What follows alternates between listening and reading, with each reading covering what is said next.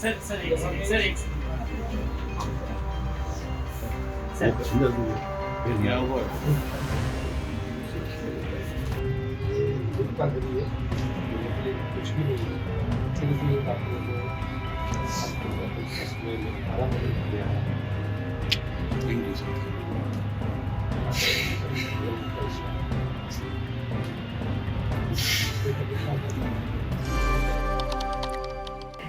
દેશની અંદર પહેલગામ હુમલો થયો અને એવું કહેવામાં આવતું હતું કે દેશનો આ ઇતિહાસનો સૌથી મોટો હુમલો છે, જેમાં 27 લોકોએ પોતાના જીવ ગુમાવ્યા।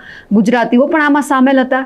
ભાવનગરના પિતા પુત્ર અને એક સુરતના રહેવાસી પણ આમાં મોતને ભેટ્યા હતા। જ્યારે આ હુમલો થયો એ પછી બધા જ લોકો છે તેમાં આક્રોશ હતો કે જે આતંકવાદીઓ છે તેમને ક્યાંક ને ક્યાંક એમની સામે એમને જડબાતોડ જવાબ આપવો જોઈએ। અને એ પછી આપણે જોયું કે જે મૃતકો છે તેમને આપણા પોતાના વતનમાં લઈને આવવામાં આવ્યા હતા અને એ પછી આપણે જોયું કે મંત્રીઓના આંટા ફેરા છે ત્યાં વધી ગયા હતા। હવે જે ભાવનગરના જે પિતા પુત્ર છે તેમનો મૃતદેહ આવ્યો, તેમની અંતિમ ક્રિયા કરવામાં આવી અને એ પછી થોડા સમય પછી એટલે કે આજના દિવસે ભાવનગરમાં જે આસામના એક મંત્રી છે તે એમના પરિવારને મળવા માટે આવ્યા છે। હવે વિગતે ચર્ચા કરીએ કે અત્યારે ત્યાં શું થઈ રહ્યું છે। નમસ્કાર, આપ જોઈ રહ્યા છો નિર્ભય ન્યૂઝ અને હું છું આપની સાથે રિદ્ધિ। પહેલગામ હુમલામાં મૃત્યુ પામેલા ભાવનગર શહેરના કાળિયાબેડ વિસ્તારમાં રહેતા પિતા પુત્રના પરિવારજનોની મુલાકાતે આજે આસામના મંત્રી આવ્યા હતા। આસામના જળ સંસાધન મંત્રી મૃતકોના પરિવારજનોને મળવા માટે પહોંચ્યા હતા અને આ સાથે જ આસામ સરકાર તરફથી મૃતકોના પરિવારજનોને 5-5 લાખ રૂપિયાની સહાયની જાહેરાત પણ તેમણે કરી છે કે આ પરિવાર છે એમને 5-5 લાખ રૂપિયા આસામ સરકાર તરફથી આપવામાં આવશે સહાય ભેટે। અને આ સાથે જ મૃતકોના પરિવારજનોએ નોકરી આપવા મંત્રી સમક્ષ રજૂઆત પણ કરી હતી।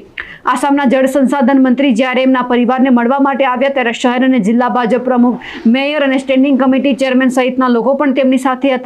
પણ અહીંયા ખાસ વાત એ છે કે જ્યારે આ પરિવાર ઉપર એક મુસીબત આવી હતી એ સમયે ઘણા બધા મંત્રીઓ હતા કે એમને મળવા માટે ગયા હતા અને આજ દરમિયાન હવે આસામથી એમના જે મંત્રી છે તે આ પરિવારની મુલાકાત માટે આવ્યા છે। તેમને આશ્વાસન આપવામાં આવ્યું છે કારણ કે જ્યારે પરિવારે માંગ કરી કે અમારા પરિવારને નોકરી આપવામાં આવે અને સાહેબે તેમની વાત પણ માન્ય રાખી અને કહ્યું કે હા, તમને નોકરી આપવામાં મેં મદદ કરીશું અને આ સાથે જ 5-5 લાખ રૂપિયાની સહાયની પણ જાહેરાત કરવામાં આવી છે। વધુમાં તેમના પરિવારને મળીને મંત્રીએ શું કહ્યું છે તે સાંભળીએ। તું જલ્દી આવજે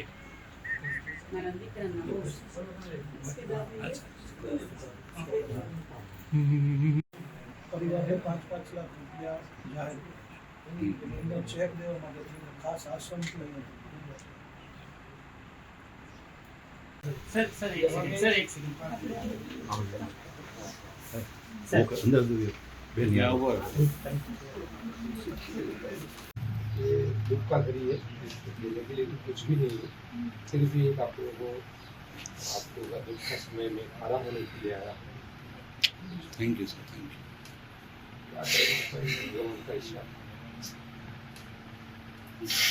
कैसा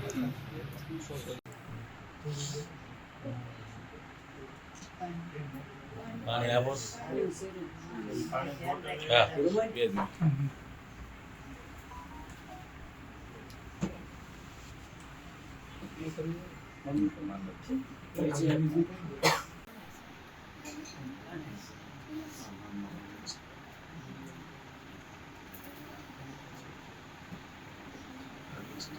તું જલ્દી આવજે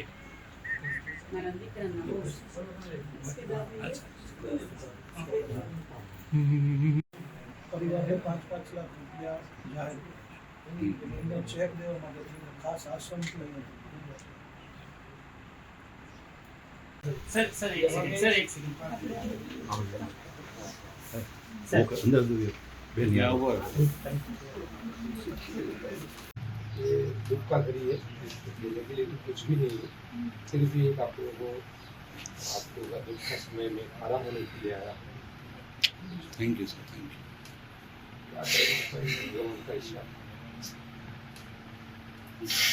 कैसा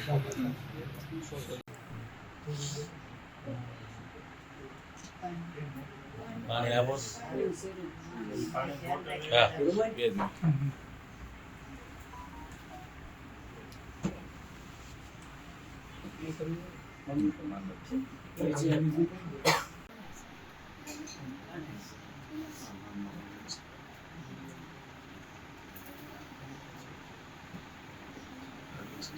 જે રીતે આ ઘટના સામે આવી અને એ પછી આસામના જે આ મંત્રી છે તે ભાવનગરના પરિવારને મળવા માટે આવ્યા, તેમને લઈને આપ શું માનો છો કમેન્ટ કરીને ચોક્કસથી જણાવજો. સાથે જ અમારી નિર્ભય ન્યૂઝ ચેનલને લાઇક, શેર અને સબસ્ક્રાઇબ કરવાનું ભૂલશો નહીં. નમસ્કાર.